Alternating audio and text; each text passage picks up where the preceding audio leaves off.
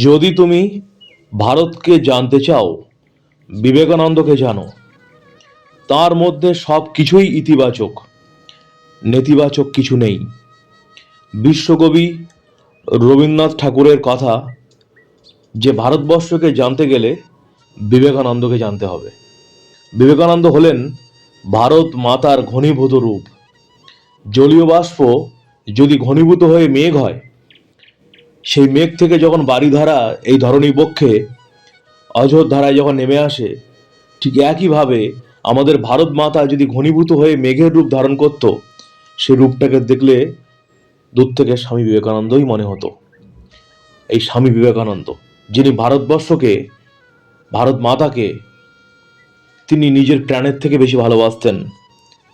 স্বামীজির মতো ভারতবর্ষকে এতভাবে অন্তর থেকে হৃদয় দিয়ে কেউ ভালোবেসেছে কিনা আমার তো জানা নেই।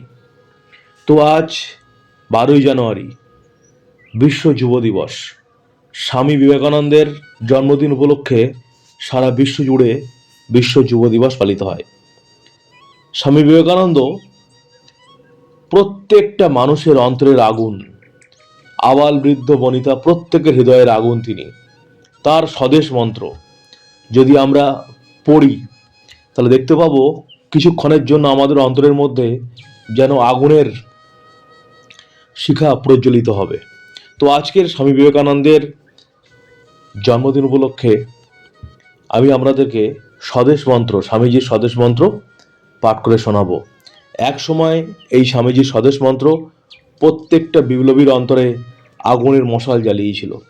আসুন আমরা সবাই মিলে অন্তরের মধ্যে আগুনের মশাল জ্বালাই, মানুষকে মানুষকে ভালোবাসি, ঘৃণা বাদ দেই, প্রত্যেকটা মানুষকে জাত পাত ধর্ম নিরিখে বিচার না করে সবাইকে নিজের অন্তরে আশ্রয় দেই।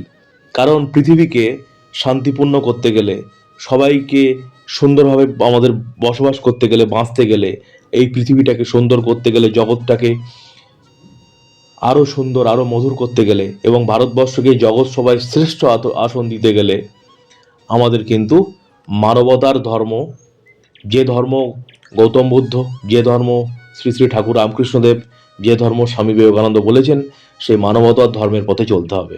সবাইকে ভালোবাসতে হবে, কারণ ভালোবাসা দিয়েই সব কিছু সম্ভব। ভালোবাসা দিয়েই চণ্ডাল অসুররাও কিন্তু ভালোবাসার শক্তিতে তারা কিন্তু মানুষ। তাই একমাত্র ভালোবাসা এবং মানবতার ধর্ম দিয়েই এই পৃথিবীকে সুন্দর করা সম্ভব। পৃথিবী জুড়ে যে হিংসা, পৃথিবী জুড়ে যে একটা ভয়াবহ যুদ্ধের পরিস্থিতি বর্তমান সময়ে, সবটাই নিরসন করা সম্ভব যদি আমরা স্বামী বিবেকানন্দের ঠাকুরের কথা মেনে চলি। জীবে প্রেম করে যেই জন সেই জন সেবিজ ঈশ্বর। প্রত্যেকটা জীবের মধ্যে ঈশ্বর রয়েছেন। Man is the living temple. মানুষ হলেন চলন্ত মন্দির, মানুষের মধ্যেই ভগবান থাকে। তাই মানুষকে যদি আমরা পরিবর্তন করতে চাই, তাহলে কিন্তু ভালোবাসা দিতে হবে, মানবতার শিক্ষা দিতে হবে, অন্তর থেকেই, ভিতর থেকেই তাদের একদম অন্তরের গহ্বর থেকে তাদেরকে পরিবর্তন করতে হবে।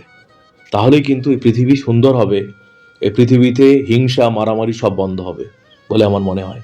তো চলুন আজকের এই বিশেষ দিনে, এই বিশেষ মুহূর্তে আমরা স্বামীজির স্বদেশ মন্ত্র পাঠ করি।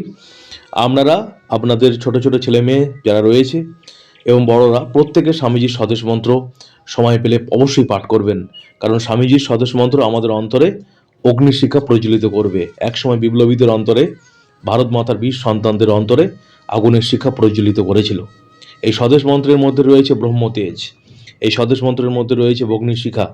এই আগুন আমাদের অন্তরে যদি প্রজ্বলিত হয়, স্বদেশ প্রেম, দেশের প্রতি ভালোবাসা, নিজের দেশ মাতৃকার প্রতি ভালোবাসা জাগরিত হবে। ভারতবর্ষ আবার জগৎ সভায় শ্রেষ্ঠ আসন নেবে। তো স্বামীজি স্বদেশ মন্ত্রে বলছেন, হে ভারত, ভুলিও না তোমার নারী জাতির আদর্শ সীতা সাবিত্রী দময়ন্তী। ভুলিও না তোমার উপাস্য উমানাথ সর্বত্যাগী শঙ্কর। ভুলিও না তোমার বিবাহ, তোমার ধন, তোমার জীবন ইন্দ্রিয় সুখের, নিজের ব্যক্তিগত সুখের জন্য নহে। ভুলিও না তুমি জন্ম হইতেই মায়ের জন্য বলি প্রদত্ত। বলিও না তোমার সমাজ সে বিরাট মহামায়ার ছায়া মাত্র। বলিও না নিজ জাতি মূর্খ, দরিদ্র, অজ্ঞ, মুচি, মেথর তোমার রক্ত, তোমার ভাই। হে বীর, সাহস অবলম্বন করো, সদর্পে বলো আমি ভারতবাসী, ভারতবাসী আমার ভাই। বলো মূর্খ ভারতবাসী, দরিদ্র ভারতবাসী, ব্রাহ্মণ ভারতবাসী, চণ্ডাল ভারতবাসী আমার ভাই। তুমিও কোটিমাত্র বস্ত্রাবৃত হইয়া সদর্পে ডাকিয়া বলো ভারতবাসী আমার ভাই, ভারতবাসী আমার প্রাণ, ভারতের দেবদেবী আমার ঈশ্বর, ভারতের সমাজ আমার শিশুসজ্জা, আমার যৌবনের উপবন, আমার বার্ধক্যের বারাণসী। বলো ভাই ভারতের মৃত্তিকা আমার স্বর্গ, ভারতের কল্যাণ আমার কল্যাণ। আর বলো দিনরাত হে গৌরীনাথ, হে জগদম্বে, আমায় মনুষ্যত্ব দাও। মা, আমার দুর্বলতা কাপুরুষতা দূর করো, আমায় মানুষ করো। এই হলো অগ্নিশিখায় লেখা স্বামী বিবেকানন্দের স্বদেশ মন্ত্র, যেটা পাঠ করলে আমাদের হৃদয়ে অগ্নিশিখায় প্রজ্বলিত হয়, দেশমাতৃকার প্রতি প্রেম আমাদের অন্তরে জাগরিত হয়। তাই প্রত্যেকটা মানুষের উচিত স্বামীজির স্বদেশ মন্ত্র পাঠ করা এবং নিজের দেশকে, নিজের দেশমাতৃকাকে ভালোবাসা। স্বামী বিবেকানন্দ সবসময় যুব সমাজের প্রতি প্রচণ্ড আশাবাদী ছিলেন। তিনি বলেছিলেন এই যুব সমাজ যদি চরিত্রবান হয়, এই যুব সমাজ যদি নিজের দেশকে, নিজের জাতিকে ভালোবাসে, এই যুব সমাজ যদি নিজের বাবা মা, নিজের দেশ এবং অজ্ঞ মুচি মেথর সাধারণ মানুষ প্রত্যেকটা মানুষকে যদি আপন ভেবে, নিজের পরিবারের মানুষ ভেবে যদি সবাইকে ভালোবাসে এবং যদি চরিত্রবান হয়, ব্রহ্মচর্য পালন করে, সৎ হয়, নিষ্ঠাবান হয়, সেবাপরায়ণ হয় এবং শিবজ্ঞানে জীবের যদি সেবা করে, তাহলে এই ভারতবর্ষ একদিন জগৎ সভায় শ্রেষ্ঠ আসনতে নেবেই। আর ভারতবর্ষ সারা পৃথিবীর দিশাহীন মানুষকে পথ দেখাবে। তাই প্রত্যেকটা ছাত্রছাত্রী, প্রত্যেকটা যুব সমাজের প্রত্যেক ছেলে মেয়ের উচিত স্বামীজিকে জীবনের আদর্শ করা, তাকে শুধু ফুল দিয়ে প্রণাম করা নয়, তার কথাগুলো মেনে চলা এবং তার মতো পবিত্র, সৎ, চরিত্রবান এবং আগুনের মতো পবিত্র মানুষ হওয়ার চেষ্টা করা।